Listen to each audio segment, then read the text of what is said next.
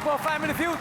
Naku, na-achieve na po ng Team Loveliness ang unang goal nila tonight. At yan ay ang manalo ng 100,000 pesos. Pero may isa pa po silang goal ang makapag-uwi ng total cash prize na 200,000. Ano pa man, may na-achieve pa kayong isang mini goal dahil may 20,000 pesos na po napili. Charity, ano ba yung napili ninyo, ma'am? Lalayo pa ba tayo? Siyempre, kapuso sa mga. Yeah, maraming salamat. Maraming salamat, mamu. Siyempre, sa puto ito na sa waiting area na si Arnel, di tayo naririnig. Let's play Fast Money. Give me 20 seconds on the clock, please. Good luck. In Filipino, magbigay ng number na nasa pagitan ng 1 at 10. Go. 2. Bukod sa kurap, salitang nagtatapos sa rap. Pass.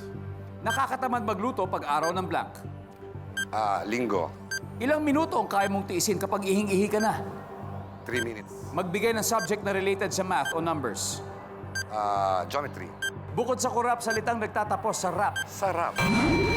Let's go, Mamu! Yes. In Filipino, sabi magbigay ng number na sa pagitan ng 1 at 10. Sabi mo'y 2. Ang sabi ng survey ay, yep, meron. Bukod sa kurap, sing blink, salitang nagtatapos sa rap. Sabi mo'y sarap. Survey says, boom! Nakakatamad magluto pag araw ng linggo. Survey says, yes! Ilang minuto ang kaya mong tiisin kapag ihing-ihi ka na? Sabi mo'y 3 minuto lamang. Survey says, meron.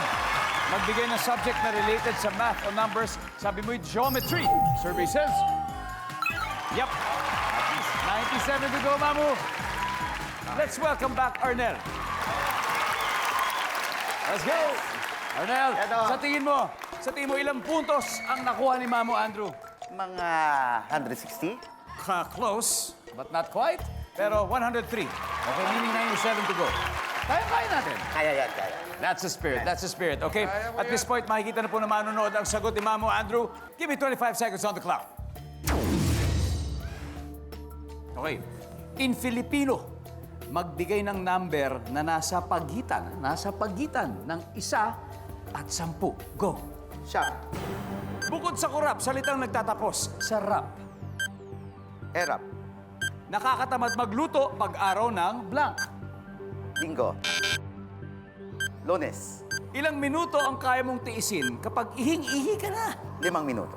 Magbigay ng subject na related sa math o numbers. Algebra. Kuya Arnel, we need 97. Yun na lang. Sana makuha natin. In Filipino, number na nasa pagitan ng 1 at 10. Ang dami yan, pero ang pinili nyo ay siyam. Survey says, meron. Ang top answer ay 5. 5. Sa gitna, Okay. gitna. Bukod sa kurap, salita nagtatapos sa rap, sabi mo'y era. Ako naman. Survey says, ang top answer ay sarap. Nakakatamad magluto pag araw ng Lunes, sabi mo. Ang sabi ng survey ay, top answer. 49 to go.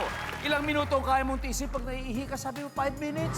Ang sabi ng survey dyan ay, top answer. Dalawang top answer na. 16 to go. Magbigay ng subject na related sa math o numbers. Sabi mo, algebra. Ang sabi ng survey ay,